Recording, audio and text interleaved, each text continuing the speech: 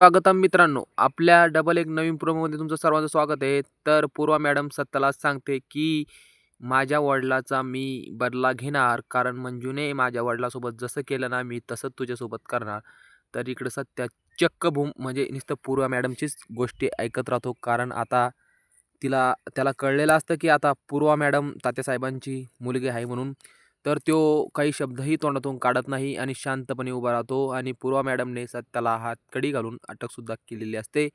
तर मित्रांनो, आता मंजूचं डोकंसुद्धा हँग होतं. मंजूला काहीच समजत नाही. मंजू म्हणते, "असं काय झालं?" आणि गावातले सर्व काही लोकं म्हणजे गावातले सर्व काही माणसं त्या पोलीस स्टेशन पुढे येऊन उभे राहतात आणि पोलीस स्टेशन पुढे काही दंगा घालतात आणि म्हणतात, तुम्ही जोपर्यंत सत्यदादाला सोडत नाही ना, तोपर्यंत आम्ही इथून हलणार नाही आणि तुम्हालाही पोलीस स्टेशनच्या बाहेरसुद्धा जाऊ देणार नाही," असं सांगतात.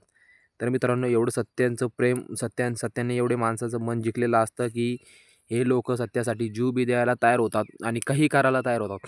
आता पूर्वा मॅडमचा वेगळाच प्लॅन. पूर्वा मॅडम म्हणतात, की "मी आता सर्व काही जसं माझ्या वडिलाला मंजूनं केलं ना, तसंच मी तुझ्यासोबत करणार," असं पूर्वा मॅडम सत्याला सांगते. पण सत्या शांततेपणे ऐकून घेतो. सत्याला माहिती आहे आता पूर्वा मॅडमला डोकं लावल्यात.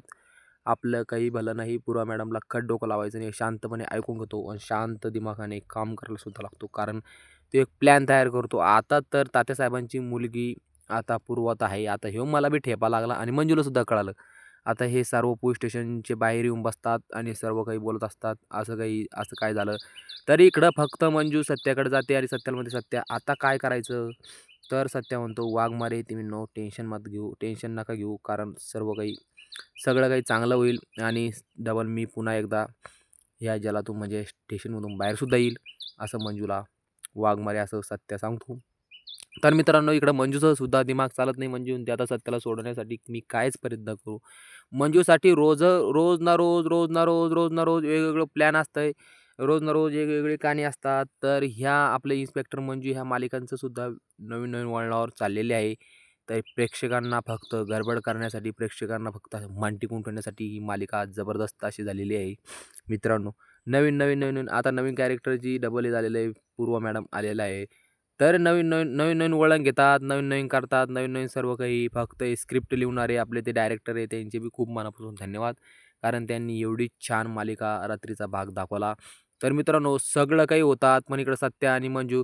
अरे काही लोकं म्हणतात मंजूला कोणा इन्स्पेक्टर केलं आणि कसं केलं आणि मंजूला कोणा इन्स्पेक्टर केलं आणि सत्या येते. काही लोकं काही म्हणतात कमेंटमध्ये एवढं काही म्हणतात लोकं, पण ते कमेंटला आपण काही उत्तर देत नाही. कारण मित्रांनो, फक्त आता मंजूच्या डोक्यामध्ये एकच प्लॅन चालू असतो, की आता फक्त सत्याला कसं बाहेर काढायचं आणि काय करायचं. जसं आपल्या जीवनामध्ये घडतंय तसंच मालिकांच्या डायरेक्टरमध्ये सुद्धा दाखवलं जातं. जसं टीव्हीमध्ये राहतं तसंच आपल्या ह्याच्यामध्ये घडतं. तर मित्रांनो, आता कोणी काय म्हणतंय, आता या मंजूला इन्स्पेक्टर कोणा केलं आणि काय केलं सर्व काही सांगतात. सर्व काही लगे कोणा केलं आणि काय केलं आणि ढमकं झालं. तर असं हे सर्व काही. कोणी लोकं काही, कोणी लोकं तसं काही. पण आता सर्व काही पोलीस स्टेशनमध्ये आता सत्याला पोलीस स्टेशनमध्ये अटकसुद्धा केलेलं असतंय. आता इकडं मंजूचं सुद्धा डोकं चालत नाही. घरी सत्याच्या आई-वडिलाला, बहिणीला, भाऊला साऱ्याला माहीत होतं, की आता सत्याला पूर्वा मॅडमना अटक करून पोलीस स्टेशनमध्ये टाकलेलं असतंय. तर मित्रांनो, इकडे सत्याची आईसुद्धा चक्क होते. सत्याची आई म्हणते, "का गं माझ्या मुलासाठी एवढं का माझ्या मुलाच्या मागं लागलेलं आहे? हात धुवून कोण लागलेला असेल? काय लागलेलं असेल?" सर्व काही सत्याची आई बी सुद्धा सत्याचे वडीलसुद्धा पोलीस स्टेशनला जातात आणि सत्याला भेटून येतात. "बाळा तू चांगला आहे ना? सत्या तुला काही झालं नाही ना? तुला यांनी काही केलं नाही ना?" असं विचारपूस करतात. कारण कोणत्याही बापाची मुलाच्या विषयी थोडं आग्रह राहतो. कोणताही बाप मुलाला काहीच म्हणू शकत नाही. कारण मूल जीव की प्राण राहतो. तर मित्रांनो, इकडं मंजू पोलीस स्टेशनमधून घरी येते आणि पोलीस स्टेशनमधून घरी येते. तोंड हात धुते आणि युनिफॉर्म काढून दुसरा ड्रेस घालते. साडी नेसते आणि साडी नेसल्याच्या बाद ती तिच्या रूममध्ये जाते. तर तिच्या डोक्यामध्ये एकच प्लॅन असतो, की आता फक्त सत्याला कसं सोडवायचं आणि काय करायचं एवढंच फक्त प्लॅन आता मंजूच्या डोक्यात असतो. तर मित्रांनो, आता मंजूला सर्व काही घडतात. आता मंजूला तर एकतर करायचंच म्हणजे मंजूला तर सत्याला पोलीस स्टेशनमधून बाहेर काढायचं. पण मंजू प्लॅन काय करणार? मंजू कशी कशी सत्याला पोलीस स्टेशनमधून बाहेर काढणार? आता वेगळा प्लॅन. मंजू रात्रभर झोपलेली नसते. कारण मंजूला फक्त एकच असते, की आता सत्याला कसं बाहेर काढायचं आणि काय करायचं. मित्रांनो, आता रोज वेगवेगळी मालिका म्हणजे वेगवेगळे प्रेक्षक येतात, रोज वेगवेगळे हे येतात आणि वेगवेगळे आपल्याला मालिकामध्ये दाखवले जातात. सर्व काही वेगवेगळे जातात. सर्व वेगवेगळे स्क्रिप्ट तयार करून आपल्या डायरेक्टरनी सांगितलेले असतात. तर ते समजा स्क्रिप्ट तयार करणं, लिहणं हे सर्व ते डायरेक्टरच्याच हातात असतात. तर मित्रांनो, आता वळण एका मालिकावरती असा फोकस समजा प्रेक्षकांचा फोकस फक्त इन्स्पेक्टर मंजूच्या मालिकावरतीच जास्त आहे. कारण मिलियन म्हणजे 2-2, 2-2 लाख, 3-3 लाख व्ह्यूज येतात. इन्स्पेक्टर मंजू हे यूट्यूब चॅनल आपलं सन मराठी यूट्यूब चॅनलला 1-1, 2-2 लाख व्ह्यूज येतात. कारण फक्त ही मालिका अशी ट्रेंडिंगला चाललेली आहे ना, इथून पुढेही सुद्धा अशीच मालिकाला ट्रेंडिंगला चाललेली पाहिजे. फक्त आपण ह्या मालिकांचे आपण प्रोमो देतोय कारण ह्या मालिकाविषयी म्हणजे आज काय घडलं, आज रात्री काय घडलं आणि उद्या काय होणार आपण ही आजच माहिती देतो. कारण आपण कोणचंच या व्हिडिओच्या माध्यमातून कोणचंच मन दुखवत नाही ना आपण सन मराठी हे यूट्यूब चॅनलचं सुद्धा आपण या मालिकामध्ये म्हणजे आपल्या चॅनलमध्ये प्रोटेक्शन करून देऊ. कारण हे सन मराठी ही मालिका आपण कोणाचेच फोटो वापरत नाही. फक्त आपण सांगतो आधारित फक्त माहिती काय सांगतो, आपले इन्स्पेक्टर मंजू आता सत्याला सोडण्यासाठी खूप प्लॅन चालले असतं. ते इन्स्पेक्टर मंजू आता सत्याला सोडण्यासाठी एक-एक कागद गोळा करून आणते आणि पूर्वा मॅडमला एक-एक कागद गोळा करून आणते आणि ती पूर्वा मॅडमला म्हणते, "मॅडम तुम्ही असं काय करताय? द्या सोडून. सत्याची काय गलती त्याच्यामध्ये?" पण ती पूर्वा मॅडम काही ऐकायला तयार नसते. तर मित्रांनो, सर्व काही होतात पण मंजू एक-एक कागद मंजू वकीलसुद्धा लावते. मंजू वकिलाला जाऊन भेटते आणि वकिलाला म्हणते, "असं-असं झालेलं आहे.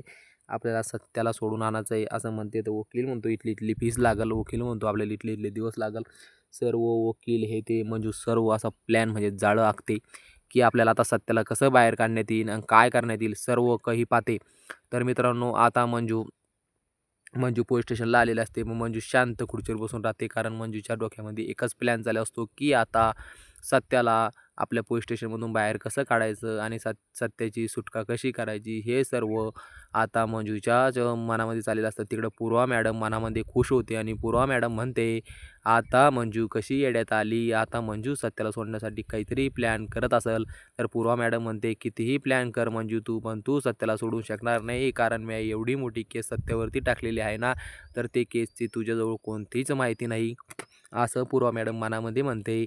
तर इकडं काय माहिती पूर्वा मॅडमला माहितीसुद्धा नाही, की आता मंजूने इकडे वकीलसुद्धा लावून सत्याची सोडण्याची सुद्धा प्रयत्न चालू आहे. कारण इकडं मंजू वकील सांगतो तसंच मंजू करत असते. कारण हे आण, ते आण, हे सबूत काय आहे, ते काय आहे.